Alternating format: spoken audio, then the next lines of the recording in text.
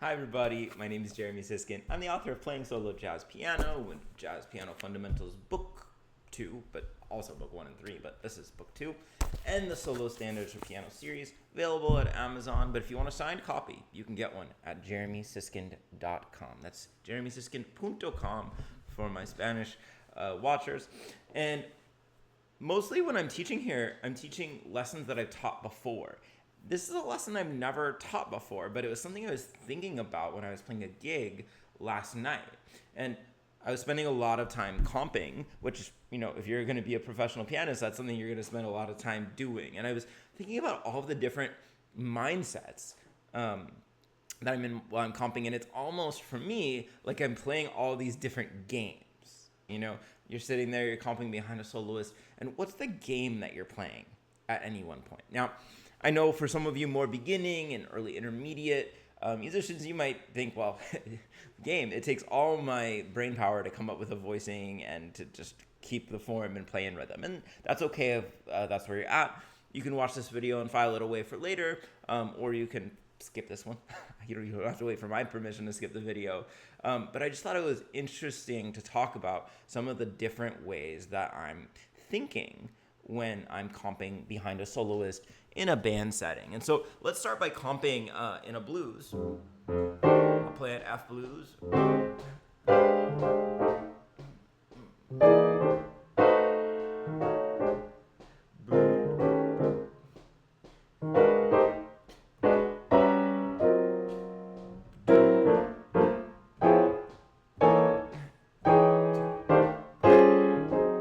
Can everybody hear it to the top right here?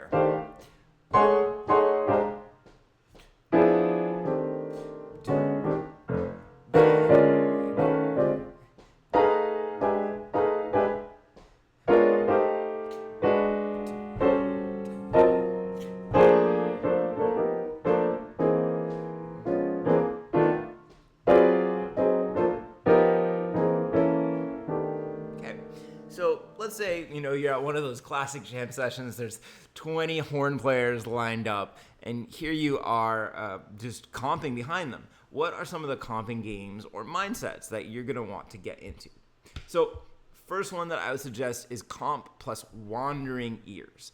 And wandering ears is something that I adopted from the great bass player John Clayton, who basically said there's no one correct person in the band to listen to, which I think is true. You don't always want to listen to the soloist. You don't always want to be listening to the drummer. You want to, in fact, kind of have your ears be constantly scanning like radar. And so in this mindset, you're going to really be actively moving your ear, moving what you're listening to, moving what you're on some level responding to between different members of the band. Obviously, the soloist you'll be listening to, but then what is it like to comp and really listen to and be playing with the bass player? And then what is it like to pick out each part of the drum set, the snare drum, the ride cymbal, the toms, the bass drum, and really get involved, have a conversation with those. Often when I'm in this mindset, my eyes are also doing what my ears are doing. It's so much easier to listen to something if you're looking at it. And then it kind of cues that musician that, hey, like we're getting into it together. And so this isn't something that you're doing, it's not a pattern or anything, but go around and make your ears listen to each member of the band, especially your rhythm section members. All right. Number 2 is to punctuate phrases, meaning that here you're going to be really laser focused on the soloist, and you're going to wait to comp. For the most part, we'll talk about a couple of ways to do this, but you're going to wait to comp until the soloist takes a breath. And when you do this, you really want to actually watch, assuming it's a horn player, their mouth, and wait for them to take a breath. Good players, it'll be, it's often clear where their phrases are going to end. So imagine here I'm comping on the blues. 1, 2, ba-da-da-da-da. Ba-da-da-da-ba-da-ba-doo-da. Ba-da-da-da-da-do-do. Ba-doo-ba-ba-doo-bo. Ba-da-ba-da-da-o. Ba-da-da-doo-da-doo-da. That's super easy because I'm comping for myself. I'm sharing just one brain for the solo and the comping. But really good accompanists do key in to where a phrase kind of naturally wants to end. And really good soloists are listening for a response from the accompanist and seeing, oh, where are they going to hand it back to me? Now, another way to approach this is not to just totally wait for a phrase to be over, but to have at least two kind of dynamic and activity levels of comping. So you're doing just kind of filler comp to show the harmony.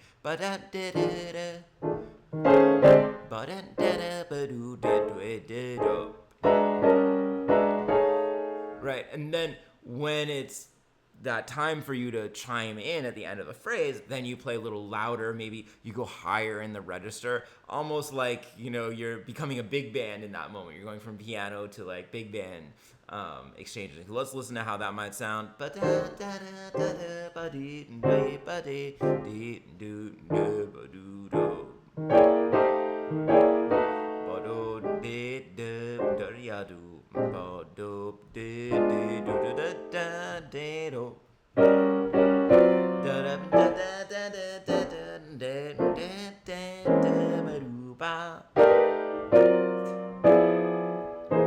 So can you hear me comping at two levels, staying a little bit lower, both dynamically and in range, and then when there's a space, popping out and comping more loudly and playing a little higher as well in the pianistic range. Now, sometimes I think that there's going to be a space in the phrase and there's not. And that's not the end of the world. Sometimes you play a little bit more loudly than is appropriate for that moment. It's like in improv comedy, they just say whatever somebody else says, say yes and so you figure out, cool, I meant to do that. Where are we going from here? So if you guess wrong, because you are guessing here, roll with it. It's not the end of the world. All right, number 3 is that I think about and intentionally work to make a melody with my top notes. And usually if I'm doing this, I'm going to be singing that top note. So, for instance, 2, 3, 4, ba-bo-da, ah-da-ba-dee-do, ba-do-ba, ah-bip-dee-do, ba-da-ah-ba, ba-do-ba, bo-ba-ba-da, ba-ba-do-da, bo-do-dee-do,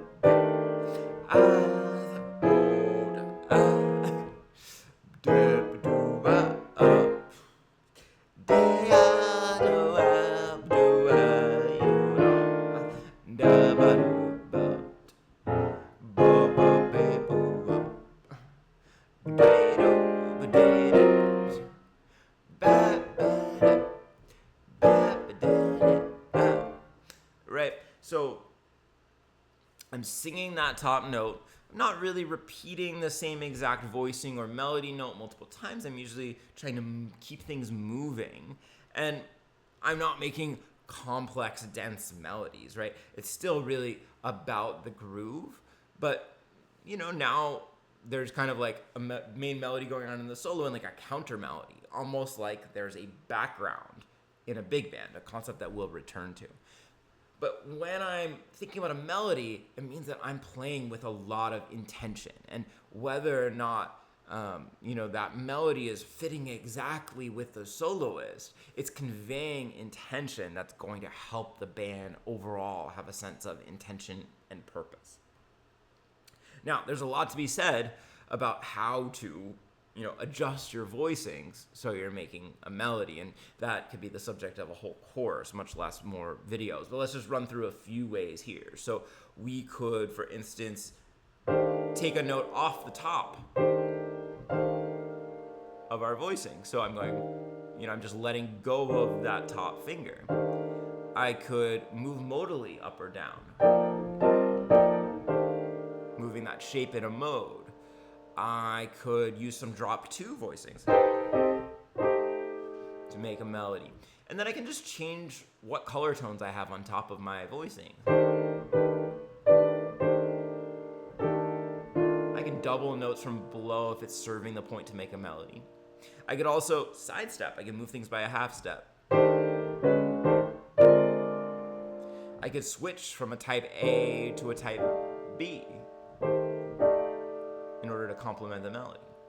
So lots and lots of ways to adjust the voicings to complement a melody on top. Number 4 maybe is related to number 3, and I might need to think about this one more. But basically what I'm trying to say here is that, instead of or in addition to responding to the soloist, you listen to the phrase that you just played and you have kind of a conversation with yourself. And part of this is getting to something that I think of as the infinite phrase. That's supposed to be an infinity sign that I just drew. And what I mean by that is that it's not just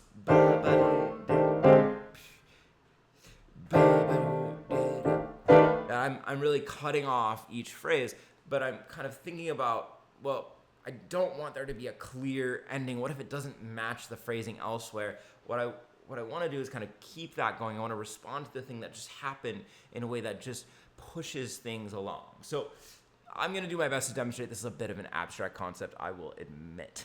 But basically listening to the last thing that I played, and then I'm trying to complement that. And then I'm listening to the last thing that created, and I'm trying to complement that. So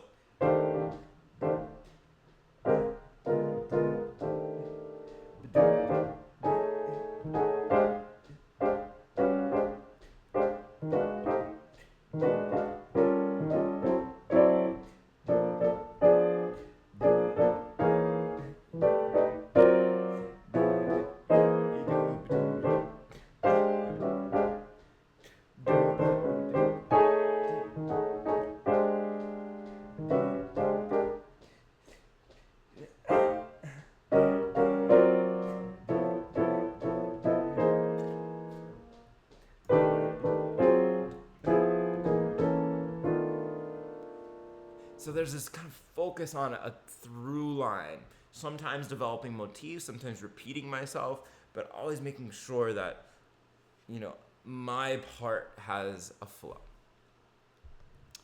Number 5 is to add color, to intentionally go, look at these changes and say, ooh, let me push the soloist and the band in a slightly different direction. Not by playing wildly out, although you could do that too, but by really intentionally highlighting chords that ornament the changes. So the first ones that come to mind for me are tonicization and sidestep. So if I'm playing a blues, instead of just playing F, B flat, F, maybe I'm going to play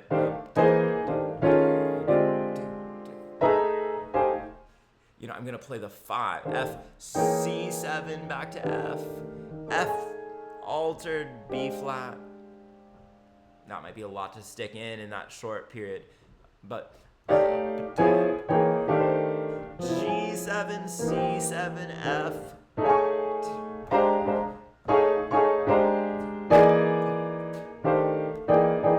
Okay, so I'm doing a lot of tonicization. If you hear it with the bass, F, C, C, F, B flat, F. But I'm just adding a lot of color tones to make it more colorful. Or do some side steps. All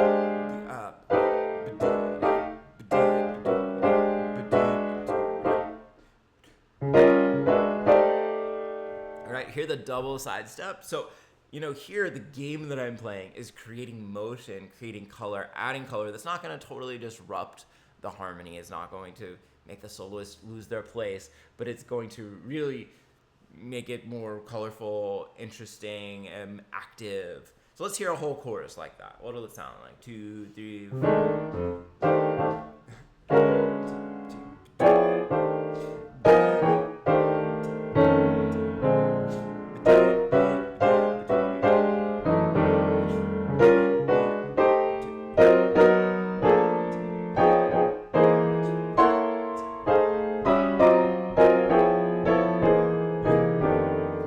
As a listener, you might not notice that there's more happening than usual, but it's at least a game that I can play with myself to get myself to comp in some different ways. And then number 6 is maybe obvious, and that's to include some kind of a vamp. And especially if you're in this situation where there's a lot of choruses happening, playing some kind of a vamp, and let's define it, a vamp is a repeated rhythmic figure, and sticking with it for a chorus or two can help to bring energy, to separate one solo from the last, to provide a little oasis of something different within a longer form. So, vamp could be.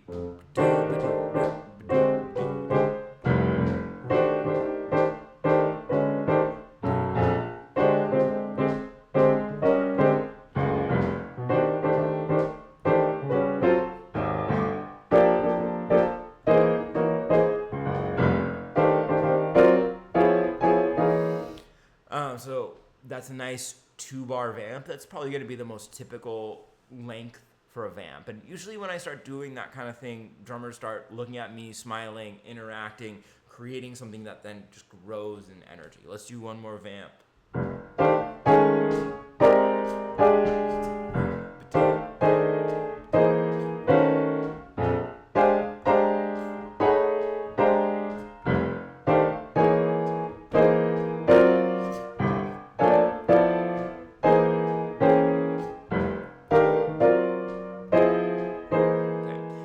I'm vamping, I'm only concerned with repeating the rhythm.